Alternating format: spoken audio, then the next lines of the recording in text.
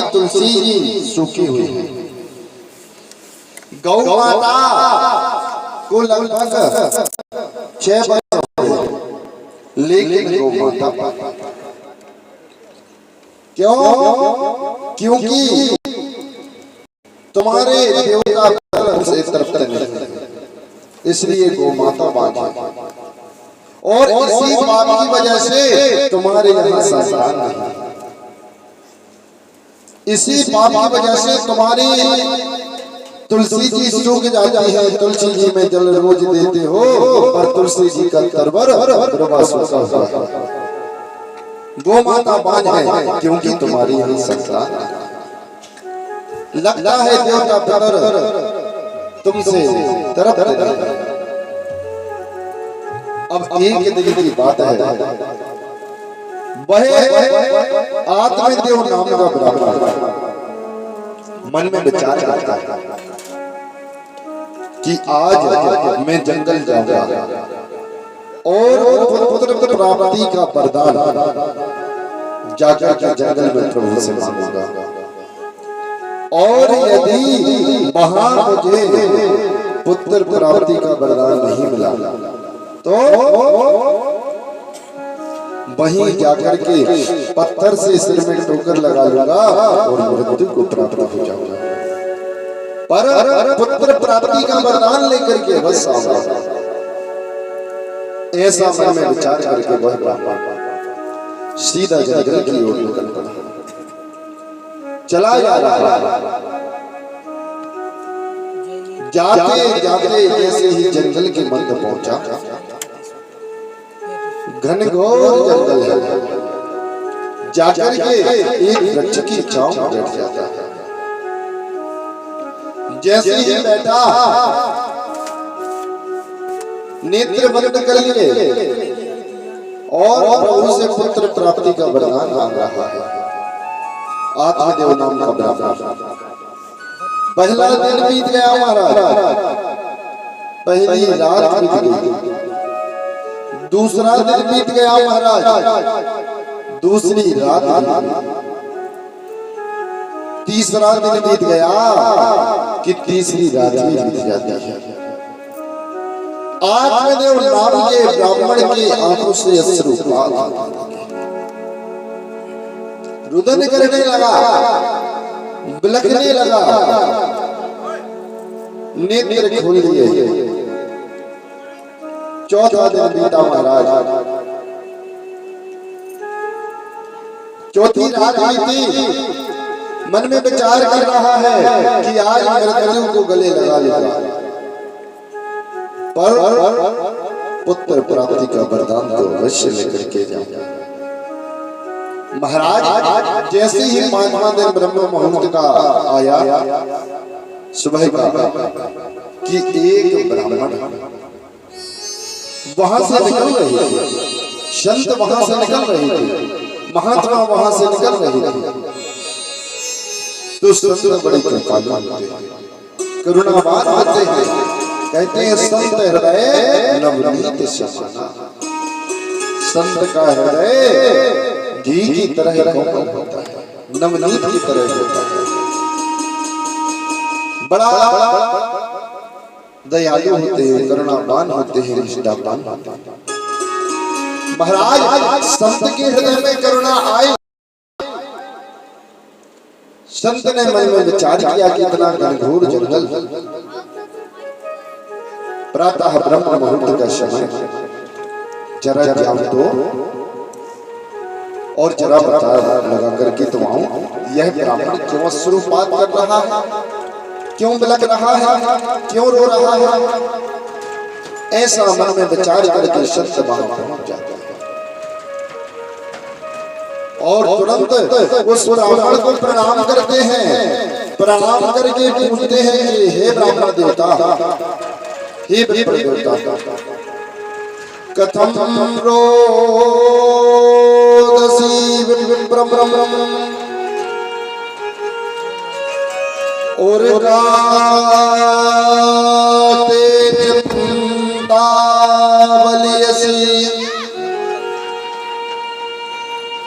वदतुम सतबहरम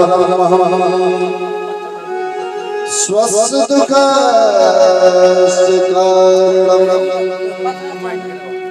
हे ब्रह्म देवता, आप तो कोई वेद शास्त्र के बड़े प्रकांड विद्वान मालूम जानते हो। अरे ब्रह्म देवता, हे विप्र देवता, हे पृथ्वी के ईश्वर, आप हमारे लिए यह बताइए, आखिर क्या बात है? क्यों बात कर रहे हो? क्यों रो रहे हो? क्यों बलक रहे हो? झरझर करके आपके नेत्रों से अश्रुपात क्यों हो रहे हैं? बताओ, मैं इसका कारण जानना चाहता हूं।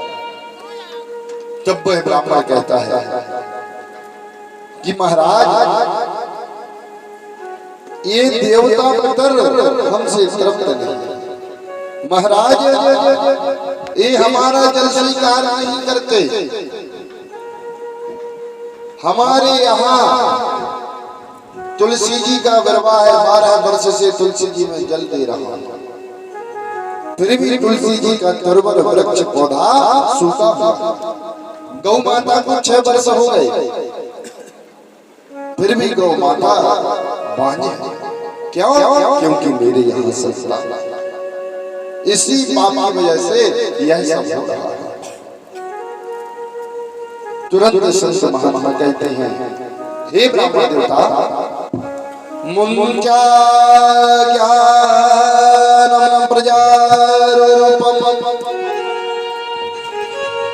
बलिष्ठा कर्मणे गतिः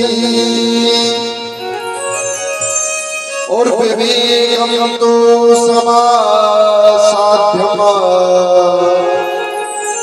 और संसार वासना। हे ब्राह्मण देवता, हे विप्र देवता, आपके मन में जो पुत्र प्राप्ति की कामना है, ये एकमात्र ज्ञान है। अरे ब्राह्मण देवता, यदि तुम्हारे घर पुत्र हो जाता तो समझ लेते कि परमात्मा की कृपा है। और महाराज, यदि तुम्हारे यहाँ पुत्र नहीं हुआ है तो समझो भगवान की बहुत बड़ी विशेष कृपा है। अरे महाराज, क्या करोगे पुत्र लेकर के?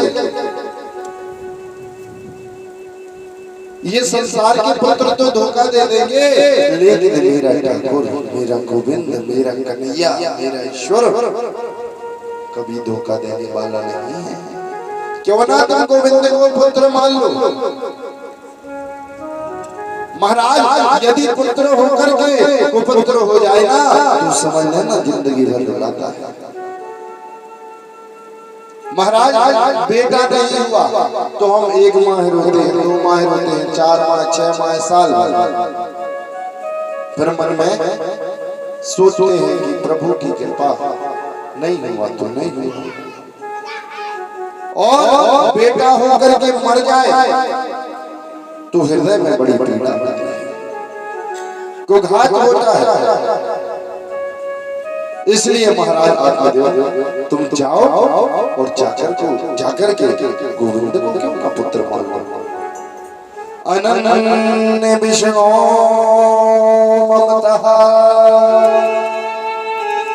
ममता प्रेम संगतः भावशायव चंद्रात्मा बुद्धि प्रेमानिगदते। जैसी ममता हम संसार में करते हैं, वैसी ही ममता गोविंद के चरणों में हो जाए तो कल्याण हो जाएगा। पंडित जी महाराज चरणों में गिर करके बोले, उस माँ के बोले, महाराज यही तो समस्या है कि इन संत महात्माओं के सामने यदि कोई मन की बात कह दो तो ये अपना वेद शास्त्र वेदांत का पाठ पढ़ना प्रारंभ कर देते। अरे महात्मा जी, हे संत जी, आप तो हमारे लिए पुत्र प्राप्ति का वरदान दीजिए। हमें तुम्हारे प्रवचन नहीं सुनने, मैं तो पुत्र प्राप्ति का वरदान लेने के लिए आपके यहाँ।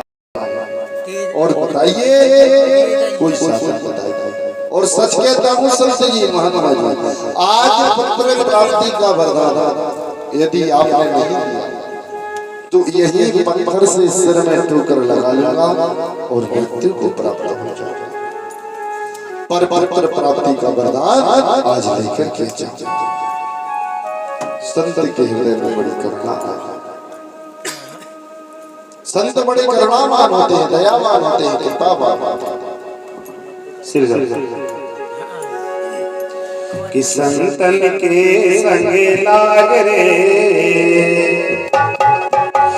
संतन के संग लाग रे, तेरी अच्छी बनेगी। संतन के संग लाग रे, तेरी अच्छी बनेगी। संतन के संग लाग रे, तेरी अच्छी बनेगी।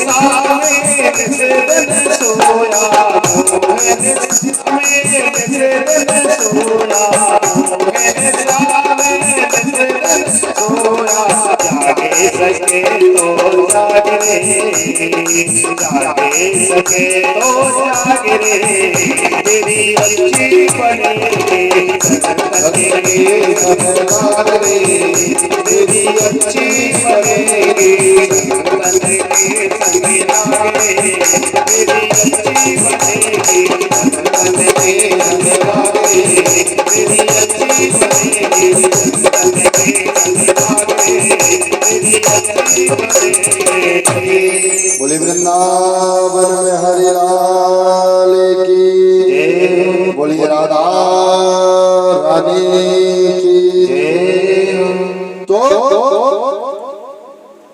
संत ने अपनी झोली से फल निकाला और फल निकाल करके उस ब्राह्मण